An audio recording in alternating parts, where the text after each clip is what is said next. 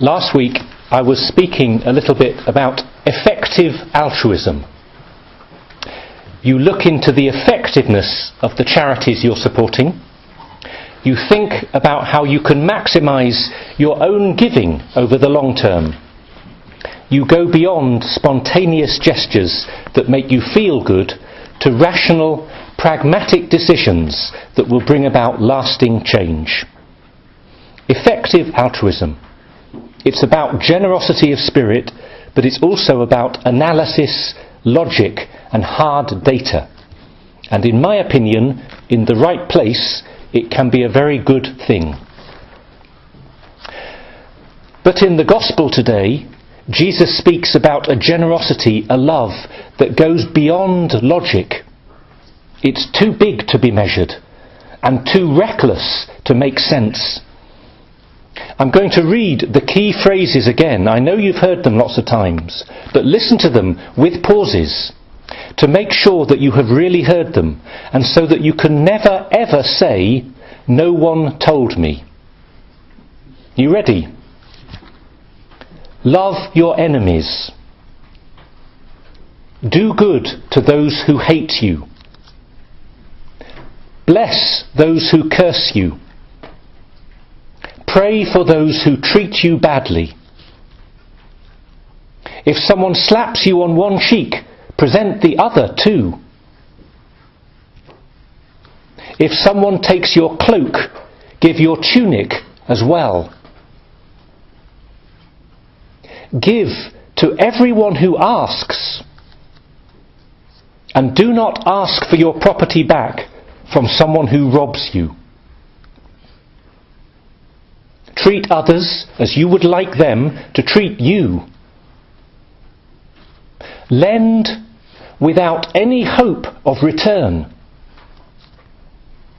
Be compassionate. Do not judge. Do not condemn. This is Christianity.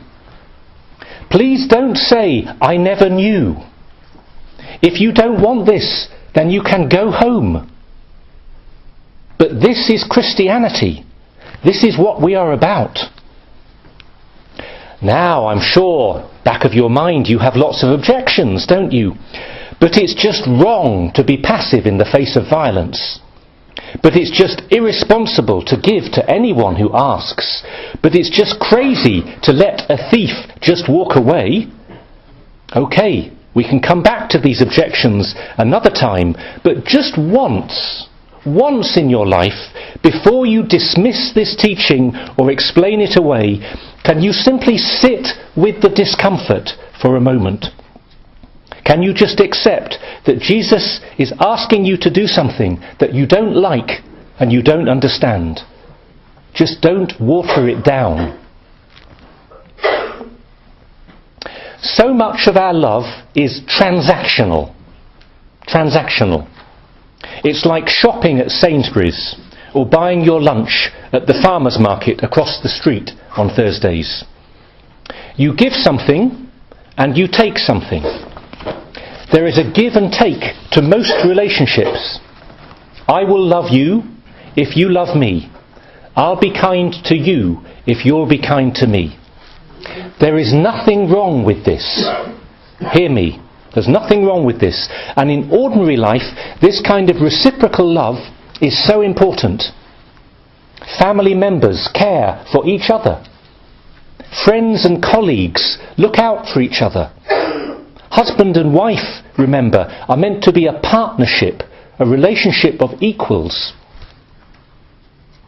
But transactional love reaches a limit, and it can mask a deep selfishness. I can be a fully functioning adult, friendly, hard-working, generous, loyal, loving, lovable.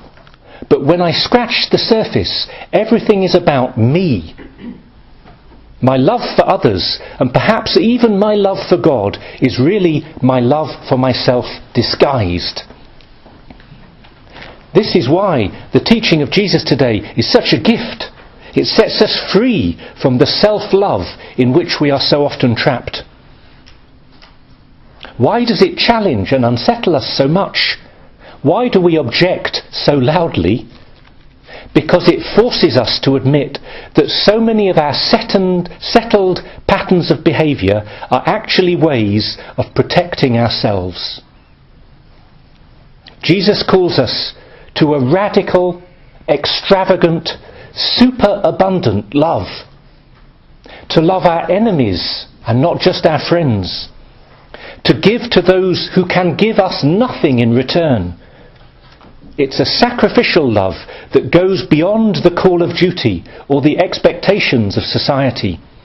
It often looks reckless, illogical, pointless, unwarranted, wasteful even. You can't do this on your own. You need the help of Christ and of his church, and you need great wisdom too. But this is what we are called to as Christians.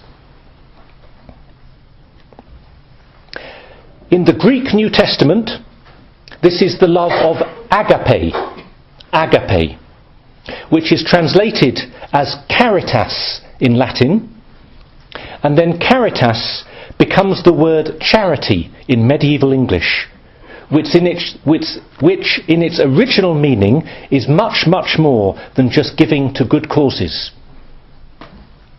Agape, caritas, brings great joy. I'm loving for the sake of loving, full stop, and not because I'm trying to secretly win something back. It's so much less complicated. Love is a gift and not an exchange. I just love. There is a cost, but there is such inner freedom, joy and peace as well. Agape, caritas, gives space for hidden acts of love that no one will ever see, only God.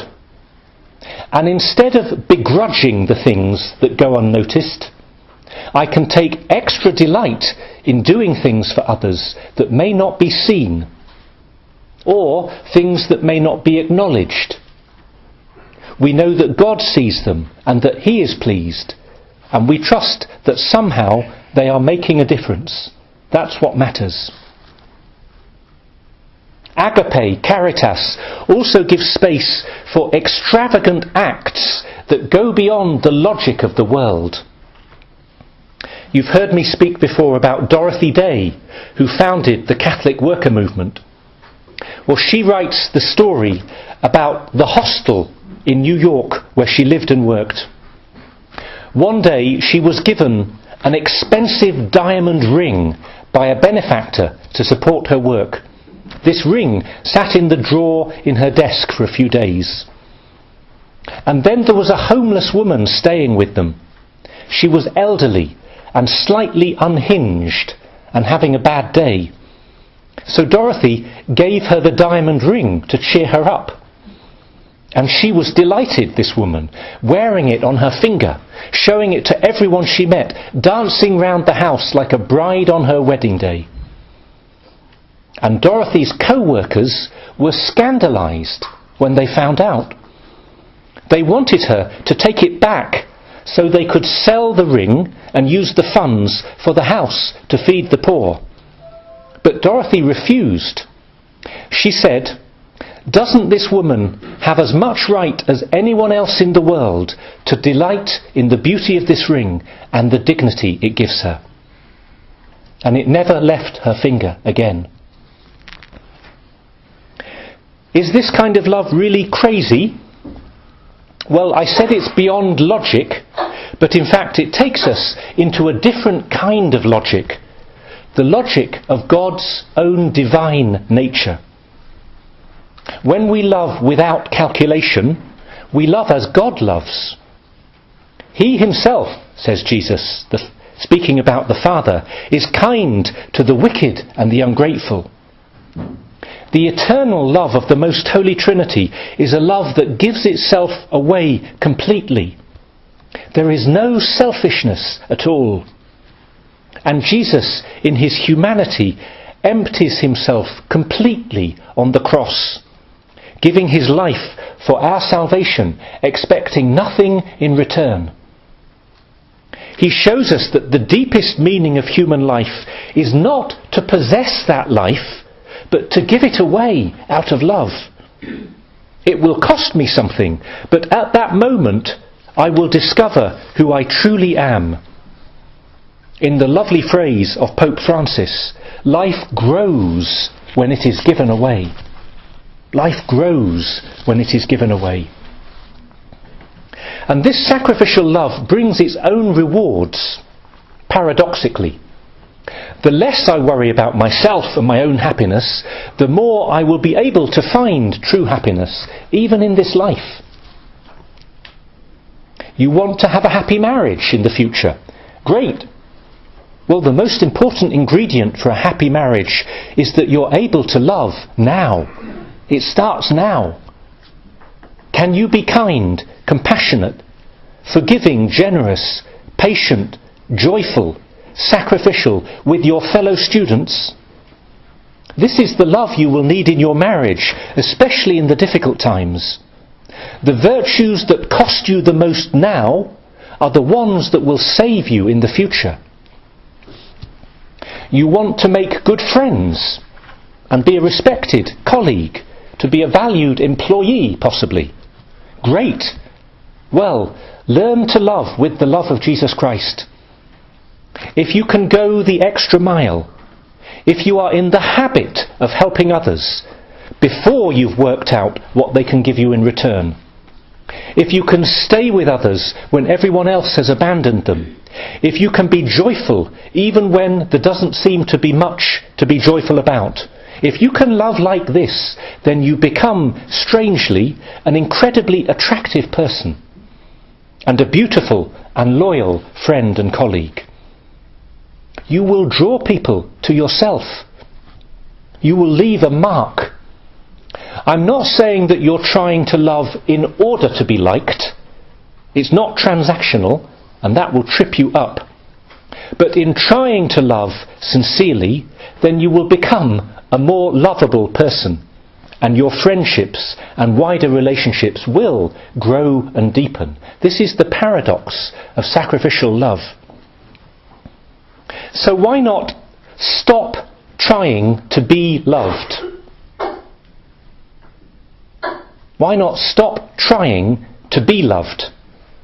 And when you just get on with loving, selflessly, unselfconsciously, then something within you shines out. When you love like Christ, you become like Christ, and you become more yourself. Loving people are more beautiful than others. It's just a fact. I can't explain why. Just try it. And let me finish with another story. When I was studying for the priesthood in Rome, we had a trip as seminarians to Nettuno on the coast to visit the shrine of St. Maria Goretti. In the basement of the church, there is a small exhibition about her life. And on the wall, there is a faded black and white photograph of an elderly couple sitting on a sofa laughing. There's nothing special about it. Two old people. They look like husband and wife sharing a memory. Until you read the caption and realise that this is the mother of Maria Goretti sitting with the man who brutally murdered her daughter 40 years before. I wept when I saw it and read the caption.